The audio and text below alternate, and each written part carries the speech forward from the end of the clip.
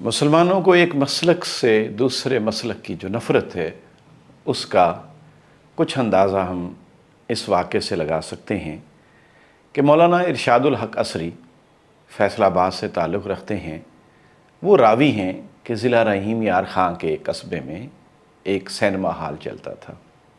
Cinema کی جگہ کے مالکان کو اللہ نے توفیق دی کہ انہوں نے اس جگہ مسجد بنانے کا ارادہ کر لیا۔ جب مسجد کا آغاز ہوا تو شہر کے مذہبی لوگوں کو خوشگوار حیرت ہوئی، لیکن جب یہ معلوم ہوا کہ یہ تو ان کے مسلک کی مسجد نہیں بن رہی تو مخالف مسلک کے ایک آدمی نے عدالت میں مسجد کی تعمیر کے خلاف درخواست دائر کر دی کہ اس آبادی میں چونکہ ہماری اکثریت ہے لہٰذا دوسرے مسلک کی مسجد کی تعمیر رکوائی جائے۔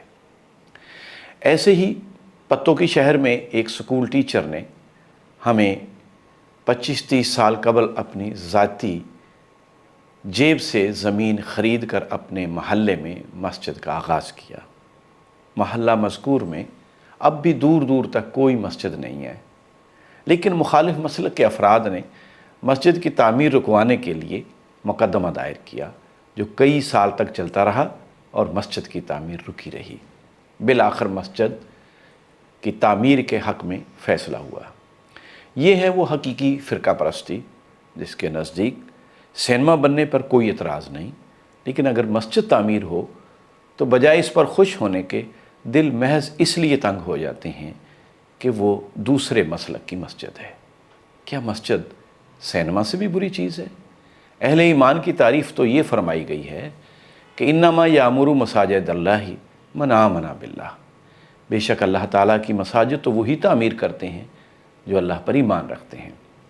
گویا کسی بے ایمان آدمی کے لیے ممکن نہیں کہ تو وہ تعمیر مسجد کے لیے اپنا مال، صلاحیتیں اور وقت خرچ کرے۔